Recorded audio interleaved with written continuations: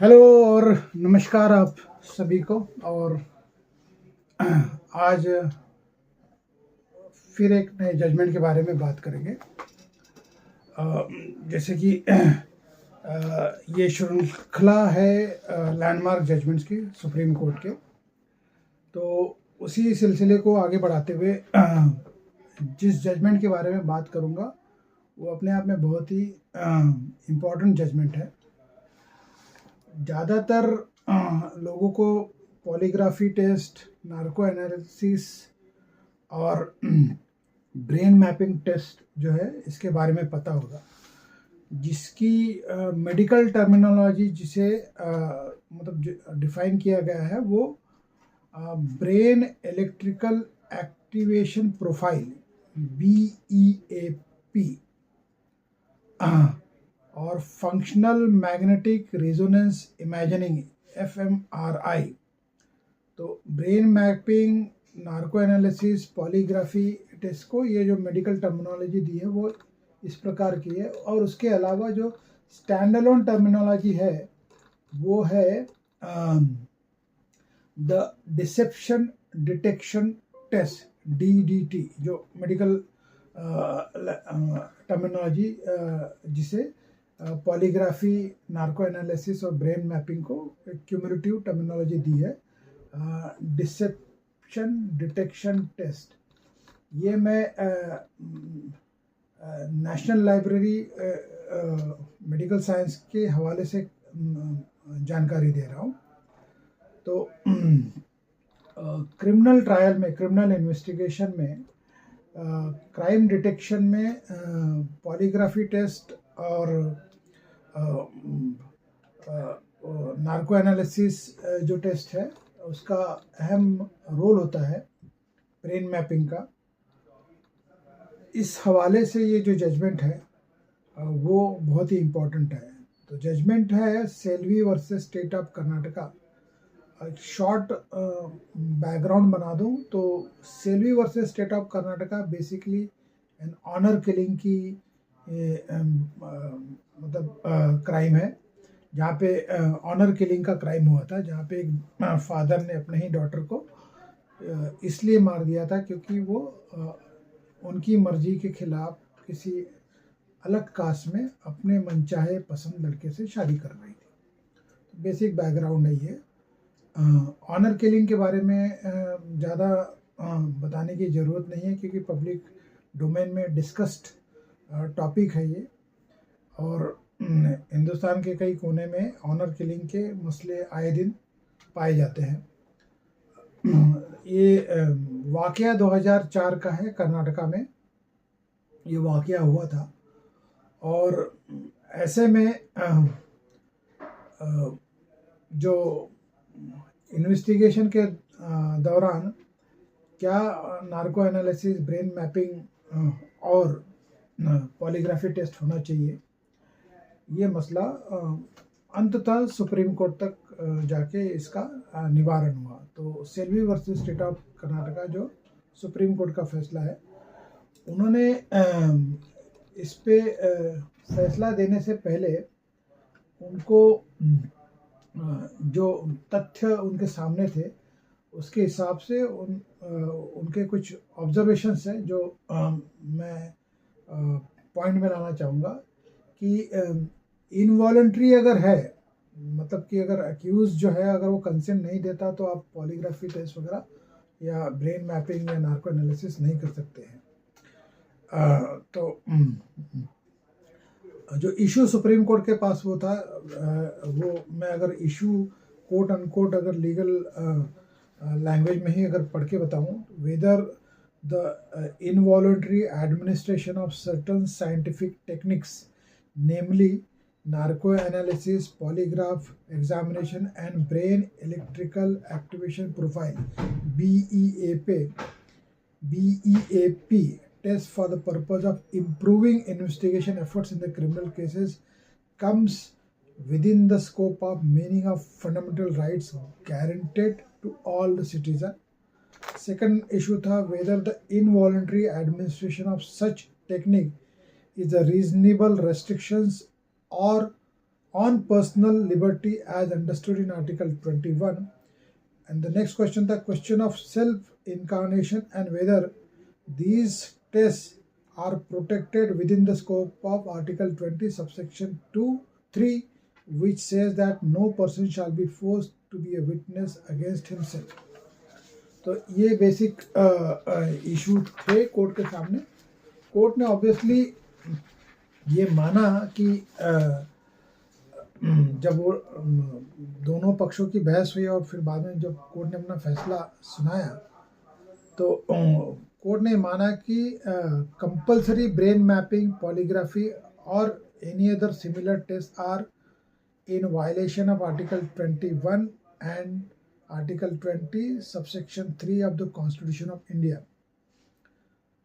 जो उन्होंने elaborate किया, saying that such test used to obtain information without would amount to self incarnation within the meaning of Article 20, subsection 3 and can thus not be admitted as an evidence.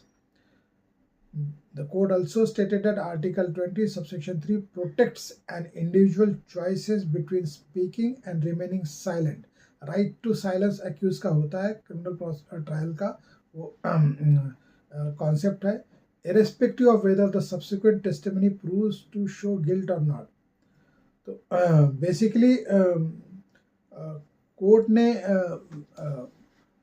जब अपनी finding दी तो उसमें ये कहा कि consent होना ज़रूरी है, और अगर कंसेंट नहीं है और मतलब इनवॉलंट्री है, मतलब वॉलंट्री खुद की मर्जी से उस टेस्ट को कंसेंट देना वो एक अलग है, तब तो आप कर सकते हो. अगर वॉलंट्री नहीं है, फोर्सफुल है, तो राइट ऑफ साइलेंस जो अक्यूज का है, right of remaining silent and not to speak जो अक्यूज का राइट है क्रिमिनल ट्रायल में, वो सुपरसीड करेगा और इस लिहाज से आप इस तरह के टेस्ट नहीं कर पाओगे ये अनलेस वो वॉलंटरी है. तो ये इशू बाद में कई दफ़ा और भी जजमेंट्स में इसे डिस्कस किया गया. और एक जजमेंट है जो शैलेंद्र शर्मा वर्सेस स्टेट जो है, जो दिल्ली हाई कोर्ट का अपने आप में जजमेंट है. उन्होंने भी जब इस चीज़ को कंसिडर किया, obviously Selvi versus state of Karnataka का जो जजमेंट है वो रिफ़र हुआ, और जो दिल्ली हाई कोर्ट का जो अपना फाइंडिंग है वो बेसिकली कहता है कि narco analysis test is a step in an aid of investigation. यानी कि आज की मेडिको टेक्नोलॉजिकल एडवांसमेंट में अगर किसी क्राइम के डिटेक्शन का अगर बात हो और जो इन्वेस्टिगेशन को फैसिलिटेट करेगा, तो नार्को एनालिसिस टेस्ट जो है वो स्टेप फॉरवर्ड है, step in aid of that investigation. It also forms an important base for further investigation as it may lead to collect further evidences. Therefore, with reference to the proliferation of crime against society, it is necessary to keep in mind the necessity of the society at large and the need of thorough and proper investigation as against individuals' right, while ensuring the constitutional rights are not violated or infringed. तो basically Delhi high court ने इस judgment में ये माना है कि इस तरह के जो टेस्ट है वो स्टेप फॉरवर्ड है, अगर तो वो क्राइम डिटेक्शन में मदद करते हैं और वो डेफिनेटली इन्वेस्टिगेशन को एड करते हैं, लेकिन ये सब करते हुए कोई कॉन्स्टिट्यूशनल राइट का वायलेशन नहीं होना चाहिए. तो बेसिकली वही Selvi versus state of Karnataka में जो कहा गया है कि आप अगर वॉलंटरी है or if it is not violating any constitutional right guaranteed under the Constitution of India, then obviously with the consent you can do the test on the accused with his consent to aid the investigation or to detect the crime.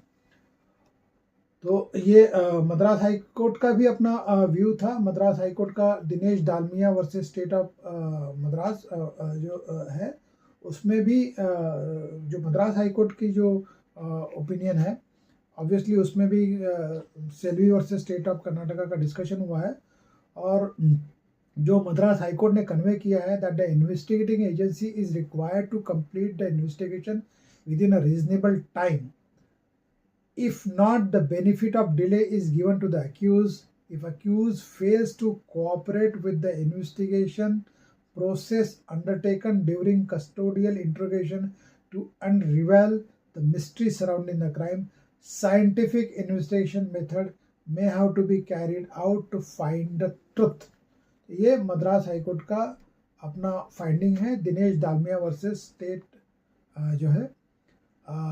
इस judgment में भी Selvi versus state of Karnataka का हवाला देते हुए, जहाँ पे ये एक थंब रूल है सुप्रीम कोर्ट के हवाले से जो गाइडलाइंस है कि आप अगर कंसेंट भी है तो उसमें गाइडलाइंस इशू की है Selvi versus state of Karnataka में कि किस तरह से आप इस तरह के पॉलीग्राफी टेस्ट, ब्रेन मैपिंग या नार्को एनालिसिस कर सकते हो.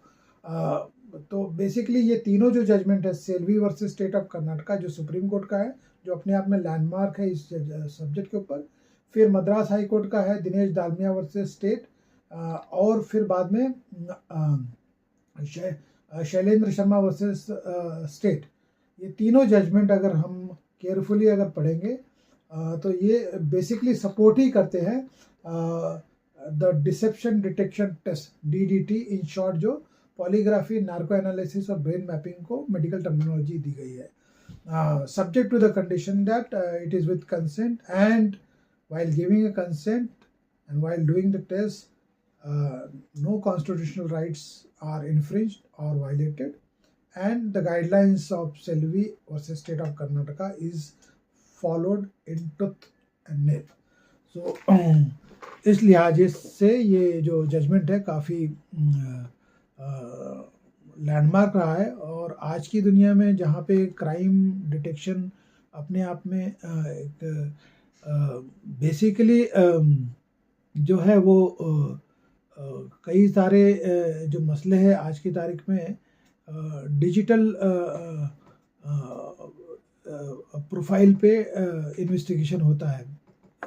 मतलब डिजिटल प्रोफाइल से मतलब ये है कि आज की तारीख में सारी चीज़ें जो डिजिटलाइज्ड है, हमारे जो कॉल रिकॉर्ड्स है, हमारे मूवमेंट्स है, या क्राइम करने के तरीके भी जो है उसमें काफ़ी सारा जो साइंटिफिक मेथड्स का जो इन्वॉल्वमेंट या हेल्प लिया जाता है टू अनर्थ द क्राइम या to detect the actual culprit और टू डिटेक्ट द क्राइम.